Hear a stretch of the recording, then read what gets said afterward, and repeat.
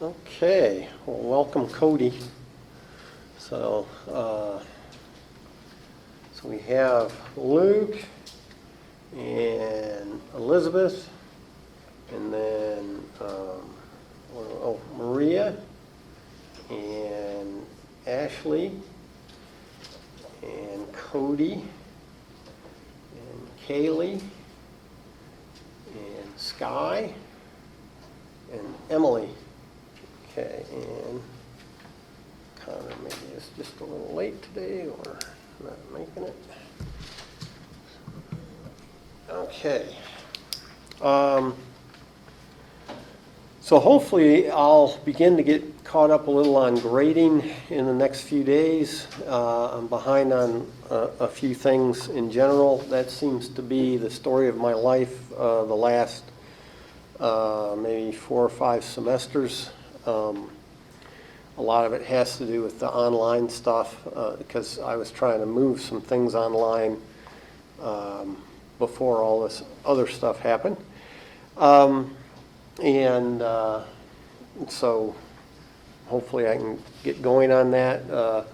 Module 3 is up and you can get started on it. Not everything is there yet, but the project is there. I think maybe the only thing that's not there is the quiz material. And so I'll get that up there hopefully soon as well. But again, this is a now 2 weeks. Okay, so we've got 2 weeks to get all this stuff done. So your first discussion post is not due till next Monday. Okay, so if we go back here and look at that. So at this point, deliverables are pretty much the same for every module until the last one, where you have the discussion, that's due Monday, and if we skip down to the number 8 up there, the complete your final project variables and data presentation, that's also by that Monday, so a week from yesterday. And then everything else is due in about 2 weeks, a little less than 2 weeks at this point on that Sunday. So, okay. And I think, let's see. Yeah, that's probably all I needed to say right then about that. Any questions on anything at this point in the class? Anything you need? No. Okay. And on the final projects, now you don't have to necessarily pair up immediately if you want to work with somebody, or some others, because you can get up to 4 people. You can do it at this point. So for that presentation, number 8 up there, it could be the 4 of you work on that presentation together, or 3 of you, or 2 of you. Okay. I guess that's reasonable. Just some blank stares that say, yeah, we know this, or something like that, or what presentation, or, it's one of those 2 things. Okay, so on to Module 3. And actually, I'm going to, I think, do things slightly in reverse of kind of how the modules are set up. I thought we would, as a class, play the game and the prelude. But first, let's just go with, let me go back here. So I am recording these, and I post them now. It's a little weird to post them because the MP4 format that this records in is a nice format, and generally speaking, I've never had any trouble with it. But for a 50-minute class, it's too big for YouTube. I mean, YouTube doesn't tell me it's too big, but it's too big. it doesn't like it. It doesn't work. And so what I do is I convert it to another format, which is like a sixth the size or something. I mean, it's way smaller. And I upload that. It uploads just fine and seems to play just fine. And so, you know, I am still, whether we have anybody tuning in virtually, I decided, well, it's probably not a bad idea to just record the classes anyway. Partly that keeps me used to it. And partly, if you want to go back and look at something, you can. Or if amazingly enough, a sports team actually travels somewhere or something like that, then, you know, you can make it up by watching that. Okay, so I thought here's a nice question, I think, kind of as we look at our class and so forth. Here's a question. Are there an equal number of female and male students in, now this is combined, nursing, biology, psycho, phys, yeah, it's actually one word, isn't it? Psychophysiology, is that a one-word major? Yeah. Psychophysiology.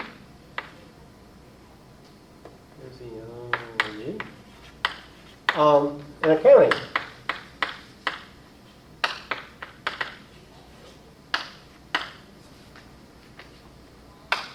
Now, that's not quite one of our study questions because it's not really two variables. It's a single variable I'm just asking something about. But if you, I didn't bring my class list from the other class. I gotta think. I'm trying to remember if all the males are in this Tuesday meeting. Not sure, but we can just use this class. And so, you know, this could be our sample. Right? We have students representing those majors. And so this could be our sample. And if we take this sample, our data, you know, so sampling the class,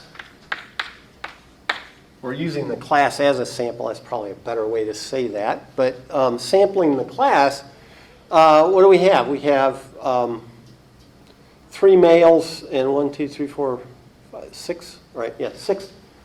So sampling the class, 6 female,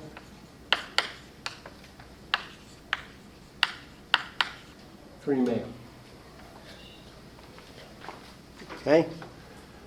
Well, that's definitely not 50-50, right? 2/3 female, 1/3 male. So the question is, though, it's just a sample, right? There are other nursing majors than are in this class. There are other accounting majors that are in this class. There are other bio majors and so forth. So this is just a sample. And so, sure, we might not get exactly the population mix by any means. That's kind of what we learned in the last module, right? We wouldn't expect to get exactly the population distribution. But so the question is, well, if this is really true, you know, if there really are an equal number, how likely is it I could get that? And that's the question. And in essence, no matter sort of what we're studying, whether we're studying 2 variables or 1 variable or 15 variables, this is basically our question every time. right? We come up with a question, and that question will have with it some implied quantitative aspect.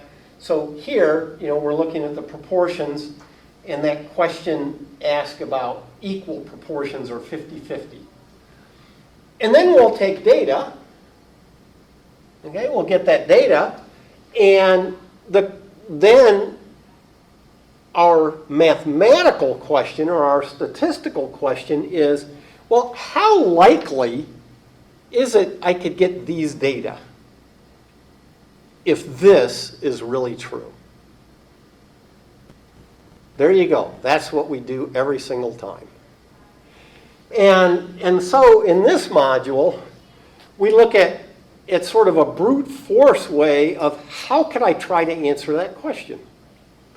Well, in this case, since the question is around equal number or 50-50, then what I could do is, okay, I've got a population that I'm saying is 50% one group and 50% another group.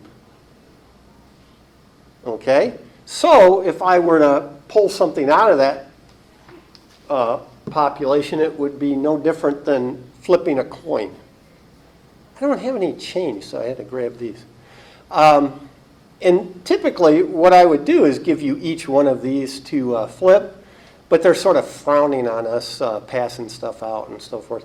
Now, this bag is actually pre-coronavirus, but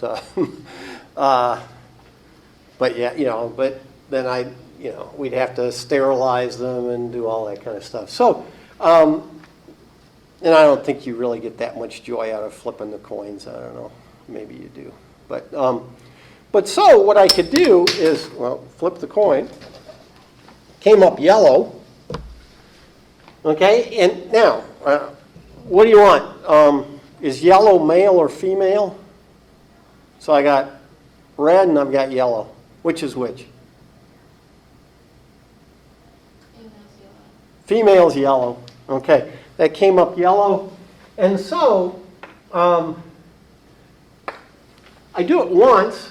I got a yellow, which we're saying, oh, that's female. Okay, and then I flip it again, came up red.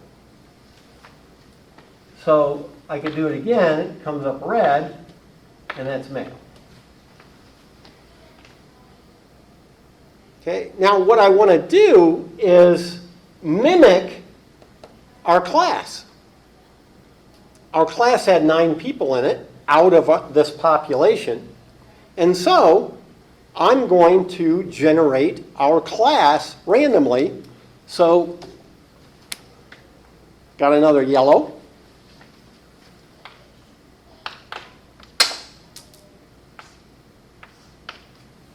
I would say they don't make chalk like they used to, but I've been breaking chalk for years.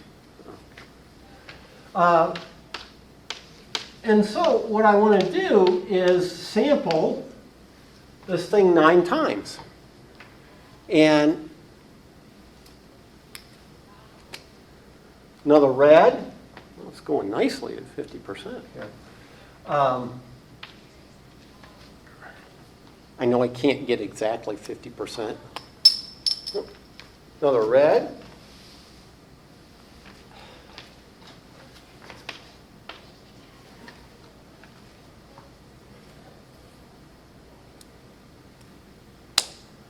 Yellow.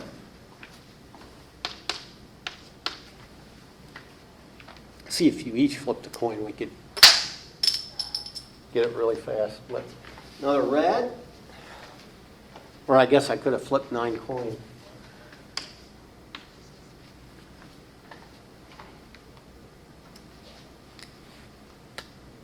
Yellow.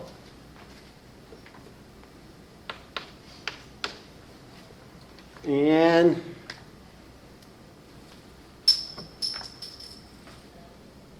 red. So when we did it, we got 1, 2, 3, 4, 5 male and 4 female. Now, how do you want to keep track of the proportion? Is it the proportion of males or the proportion of females? What do you want to do?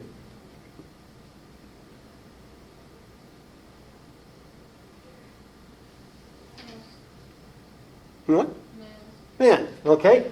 So we got the proportion of males, and we'll just call that P hat is our data. We'll even put maybe an M down there for the male, is, what did I say, 5/9. And as a decimal, that would be what, 0.556.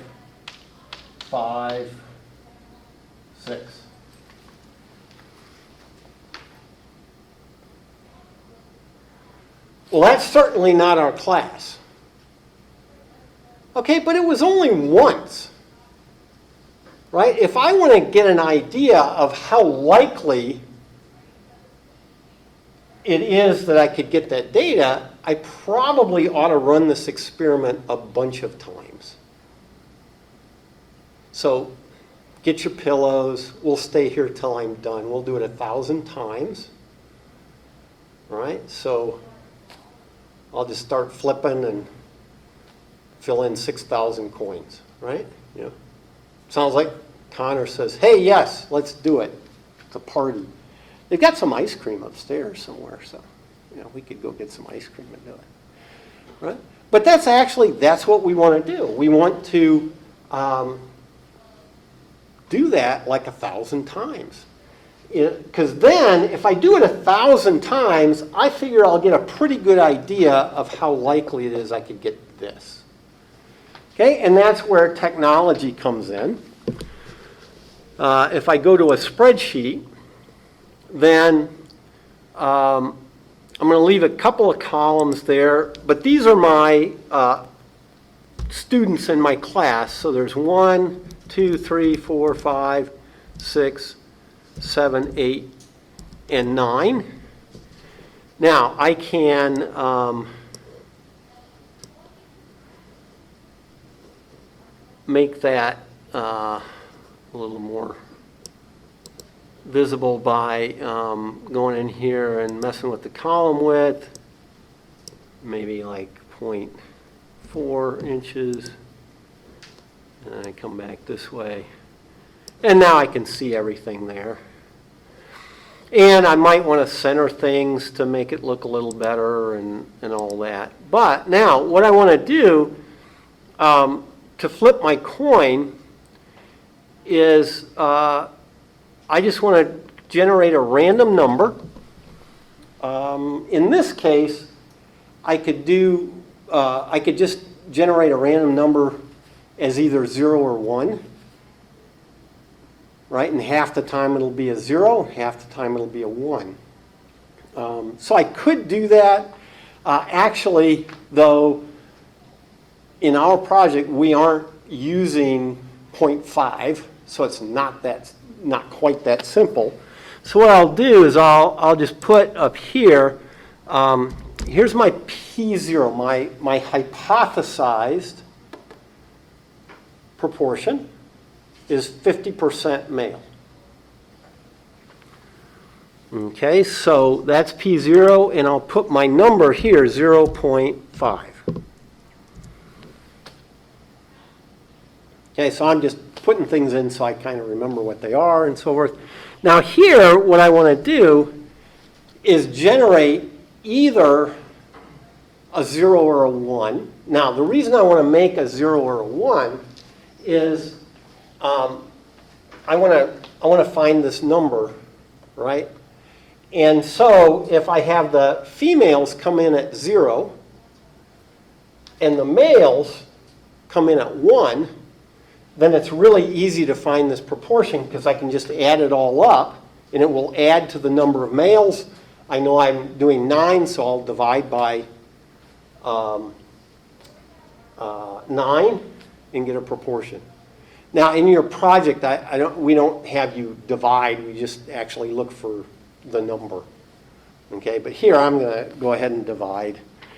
And so what I do is the first thing I think about is generating a random number between 0 and 1. And all I have to do that is type in rand equals rand like that. And if I hit enter, it gives me a number between 0 and 1. And that's rounded. If I made it wider, it would be like 0.251 or 249 or something and go on. But there I generate, a number between 0 and 1. And what I'm going to do is, since the proportion of males is 0.5, if I get a number of 0.5 or smaller, I'm going to say that's male. And if I get a number that's bigger than 0.5, I'm going to say that's female. Okay, but the way I say that is with a 0 or a 1. So what I need to do is choose here. So I do an if, okay, because that'll let me choose. So if this rand number here is less than, and I think, may have to look this up, but I think I just put in the address there, B1.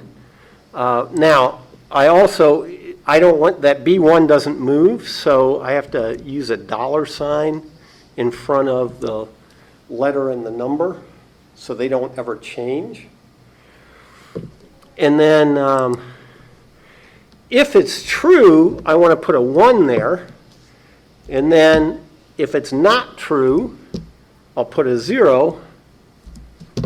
Well, let's see if that worked. Yay! Okay, so that works.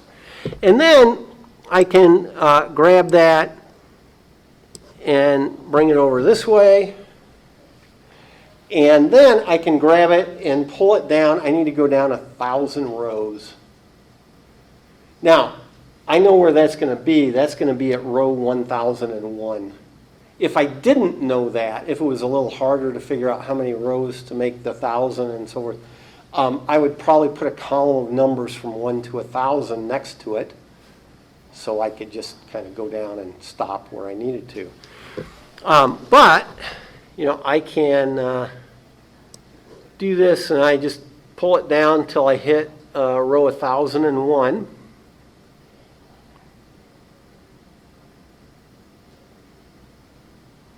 And there are my 6,000 numbers.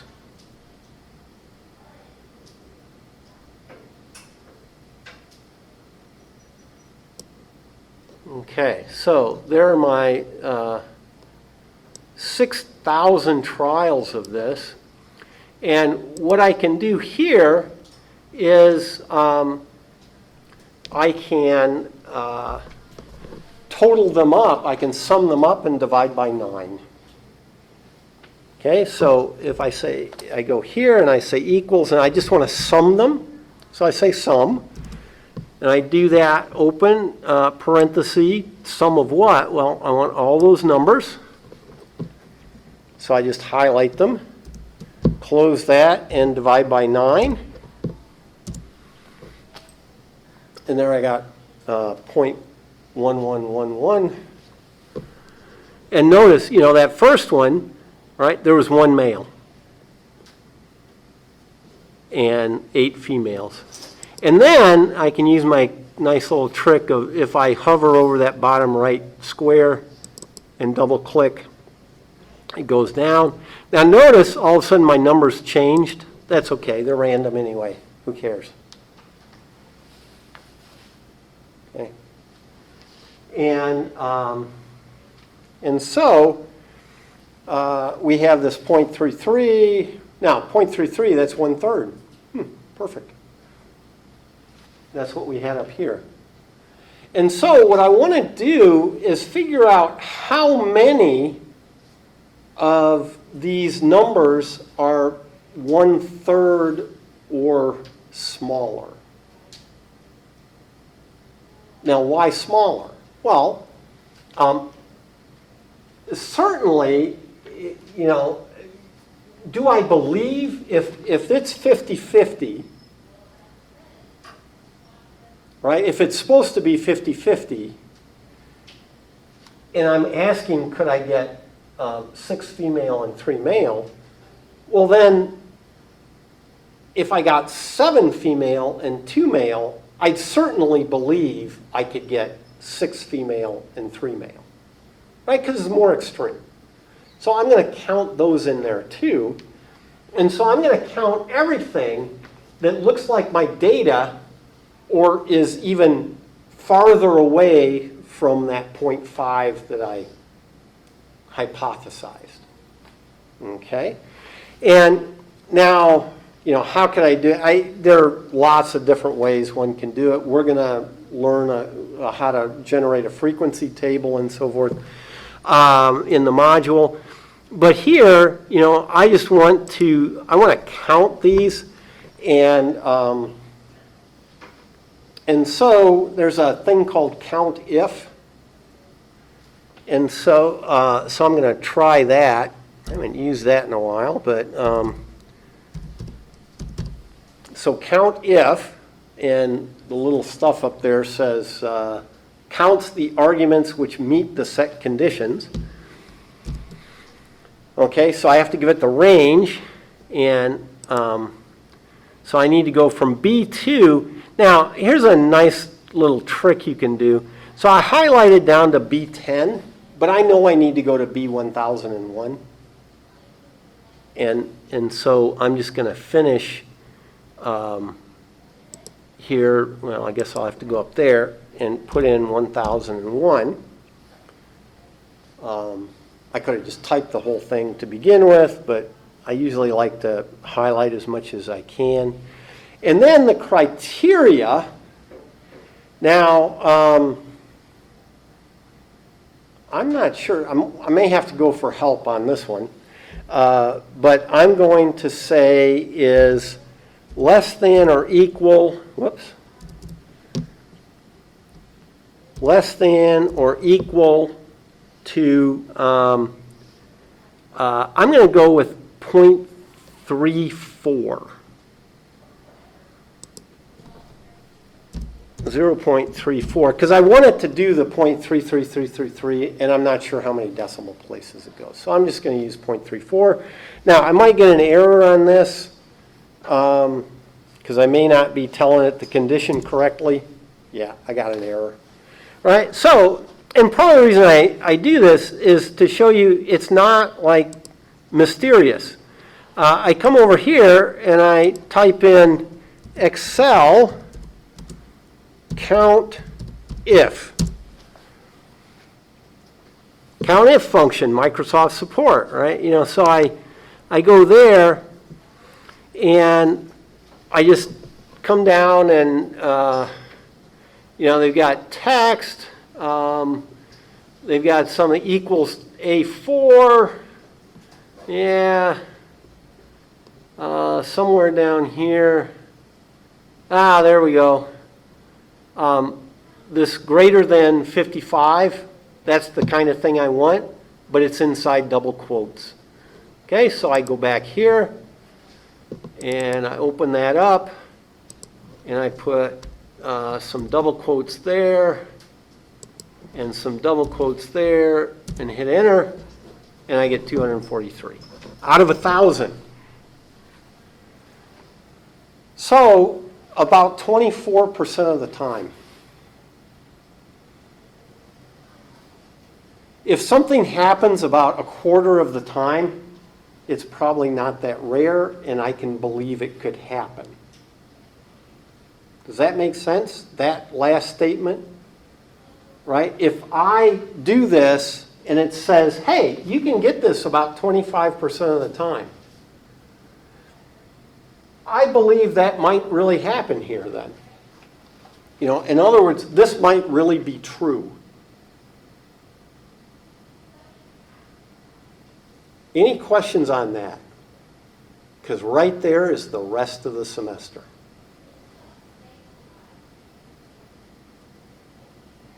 Okay.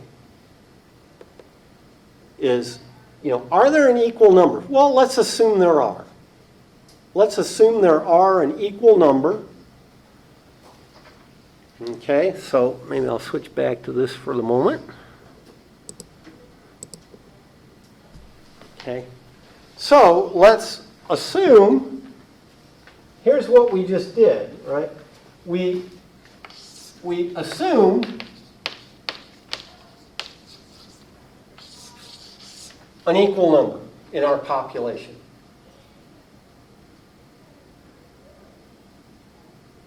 Okay? And then we checked our data, basically. We asked, we tried to find, we found the likelihood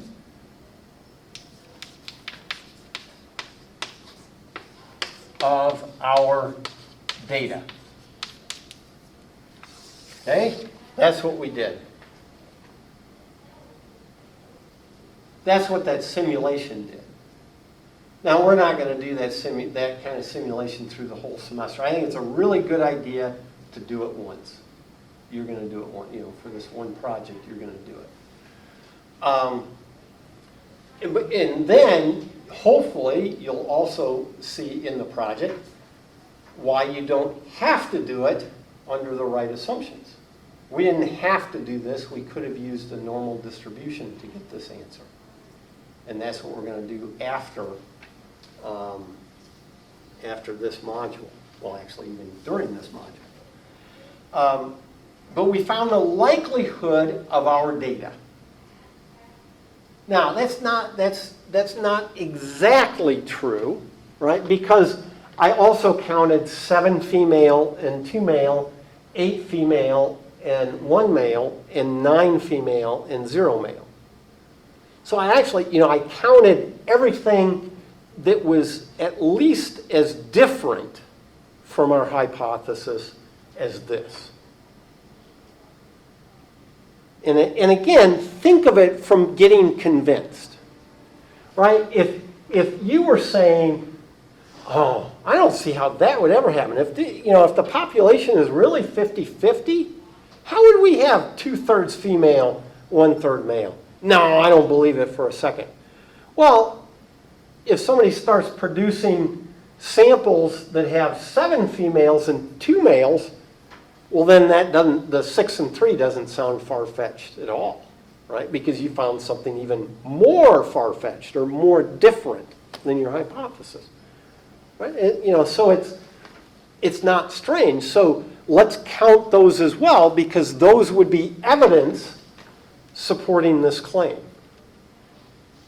that this is actually maybe what we should get, right? It's not 50-50, it's really 2/3, 1/3.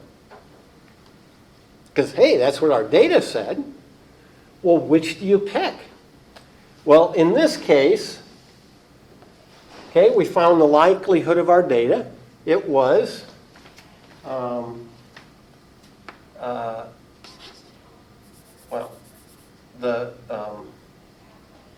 this is what we call our p-value. It's the likelihood of our data.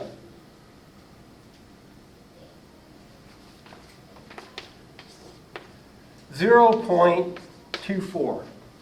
And if I hit a key or something on there and recalculate, it'll be something a little different. But it'll be probably anywhere from 20 to 30% every time. And I maintain that with that likelihood, I'm sticking with this.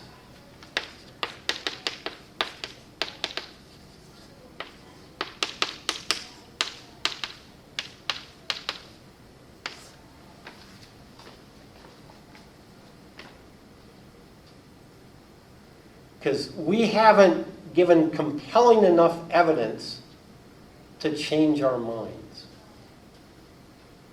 Right? Now, I ask this as a question, really. Is it 50-50? But we can make it as a statement. It is 50-50. Here's our claim. We think it's the same as the general population out there. Anyway, we think it's 50-50. We take a sample by looking at at this class and we get 6 female, 3 male, should we change our minds that it's not 50-50? Well, I say with this kind of likelihood that we could get that data with this assumption, don't change your mind.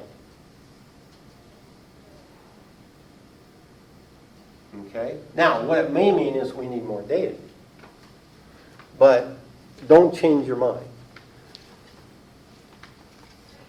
When should I change my mind? What if it's 10%? Should I change my mind then? 5%, 1%, 0.1%? So 1 in 1,000? When is it I should change my mind and leap away from this to something different that, my data is saying, no, there's something different going on than what you thought, or at least what you hypothesized or assumed. When should I decide to not stick with it? Well, good question, right? There is no real right answer to that. None at all. And depending on what you're doing, right, vaccines, big in the news these days. Vaccine, it's going to ask the question, something like, do people die from this vaccine? How could that happen? Well, they have an allergic reaction to whatever they have to carry the vaccine in. Like if you get a flu shot, they ask you if you're allergic to eggs, because they use the egg protein or something like it to help carry the vaccine. And so if you're allergic to eggs, probably not a good idea to get a flu shot. But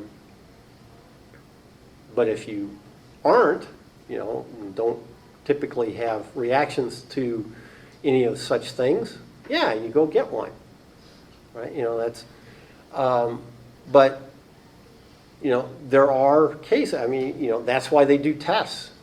There are cases where people are, have allergies to something, or maybe it's not an allergy.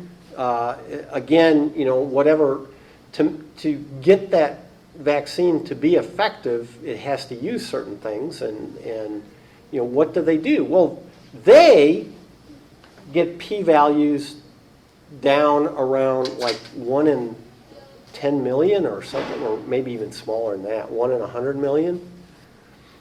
My daughter works for the Kentucky State Police. She's a forensic biologist, so that all that DNA stuff, they're getting, basically, you could say they're getting p-values down around, I think 1 in like 12 billion, things like that.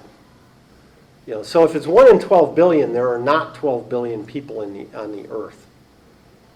So when you start thinking about that, oh, yeah, the odds are pretty darn low that you and I might share DNA. And so it varies from thing to item, but for the most part, when we're doing our types of experiments and questions, we've kind of settled on the value of 0.05. 5%, 1 in 20. Why? Why not, right? And so what I think is interesting is this game.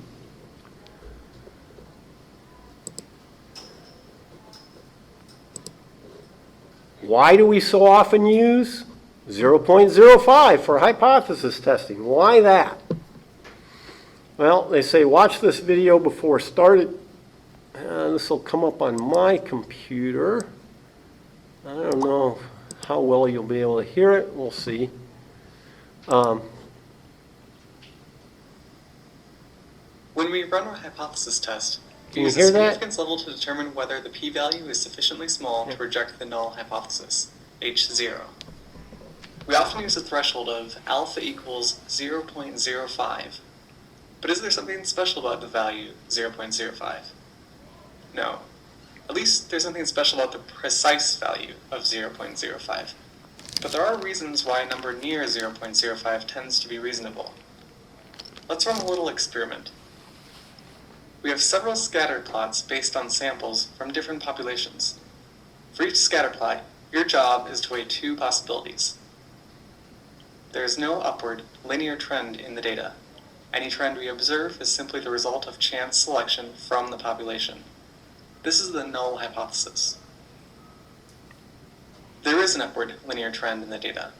That is, any trend we observe is the result of a real trend in the population, not just that the sample happened to show a trend. This is the alternative hypothesis. Strong evidence for the alternative hypothesis would come in the form of an unambiguous linear trend up and to the right. To help you get started, let's cover a few examples. In this first example, we can observe an upward linear trend. Most people would say that this trend is unambiguous and probably evident in the population represented by the sample. That is, the trend in the sample data in this case seems so clear that most people would conclude that there is probably some real trend in the population, and they would reject the null hypothesis. In the second example, it's unclear if there's an upward linear trend. In this case, we will not reject the null hypothesis. In this last example, it looks like there might be an upward linear trend. Some people might say yes, that trend seems so strong that it wouldn't happen from chance alone, so reject the null hypothesis. Other people might be more skeptical and decide they cannot confidently reject the null hypothesis. In this case, it's unclear which we should go with. Your decision might be different than those of your classmates. Many of the plots that you will be presented with may seem like they could go one way or the other. Generally, if you can't confidently reject the null hypothesis, we suggest you do not reject the null hypothesis. One last word. There are no correct answers, and your choices are not being graded in any way. So just do your best to decide whether the upward linear trend is so strong that the null hypothesis should be rejected for each plot. Okay.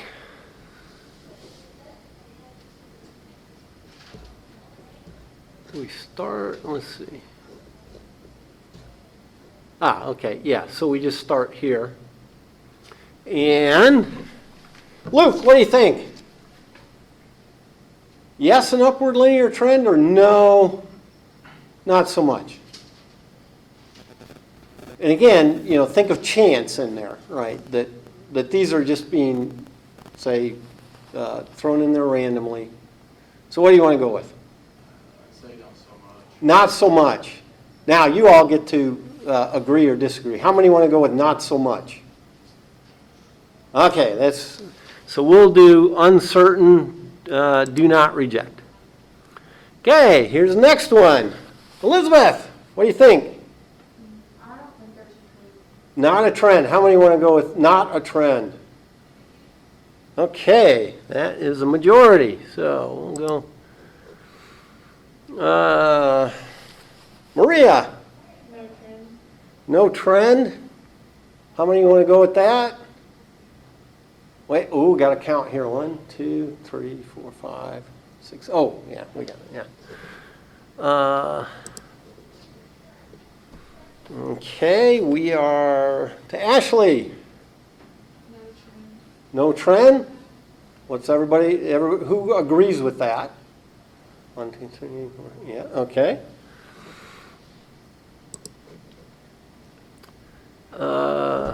All right, where are we? We are to Cody. What do you think? Don't think so? Okay. How many agree with that? Ooh, wait, 1, 2. How many disagree and say there's a linear trend? Well, an upward trend. Yeah. 1, 2, 3, wait, 4. Oh, 5? You're voting? Yep. Okay, so that's 5. That's a majority. So we will say that one had an upward trend, but very close on that one. Okay, we're Kaylee.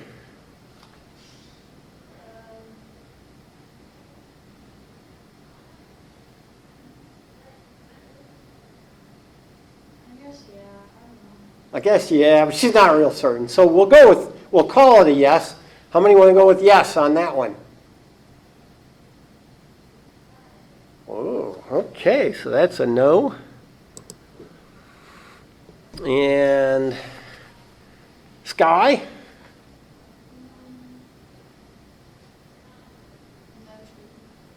No trend. How many want to go with no on that one? 1, 2, 3. How many are saying yes then? Should be 5 of you. 1, 2, 3, 4, 5. Yep, okay. So we'll call that trend. Emily? No? Okay. How many agree with no on? Oh, okay, that's a definite no. And Connor? You say no? Okay. What's everybody else say? Is that all who agree with no? 1, 2, 3, 4, 5. So that was a close one. Counting Connor in there. So that was a no, you said, right? Yeah. And back to Luke. I'm gonna go with no.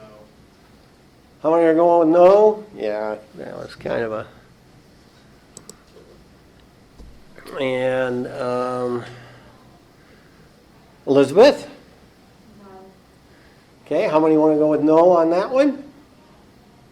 Ooh, so you're saying yes. How many are saying yes? That's just to make sure you're, not sleeping or something like that. So we're going to say yes on that. Maria? No. No. How many agree with no on that? Okay. Yeah. And Ashley? I'm going with yes. Going to go with yes. How many are going with yes on that one? 1, 2, 3, 4. Yeah. Okay. And who comes out? Cody? You think yes? Okay. How many want to go with yes on that? 1, 2, 3. Only 4. Okay. How many are saying no upward trend on that one? So 1, 2, 3, 4. Emily, did you vote? Yeah, I voted yes. Oh. Ashley, did you? You're voting no. I don't know. Yeah, okay. I'm all against. Okay, so we'll go with no on that one. And, oh yeah, wait, no. Who was it? Where was I? Ashley, you were the last person I asked her? No. Oh, no, Cody was. Okay. Kaylee, what do you think? Yeah. Okay, yes. How many agree with yes? Just one, so I guess that's a no. And, okay. Now, they just go through, and I won't do that video. And as a class, let me make that bigger.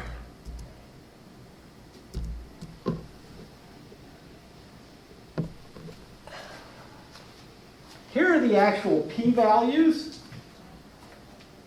This is the best I've ever seen from a class as far as matching. It doesn't mean you're better than anybody else, but just as a class, I've never seen it at 0.05 and not have like one in here or something that was a yes. So you all said yes on those, and their p-values were 0.01, 0.031, 0.041, and 0.056.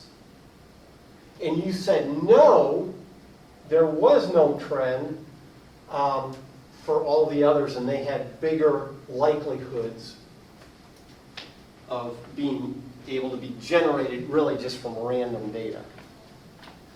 Okay?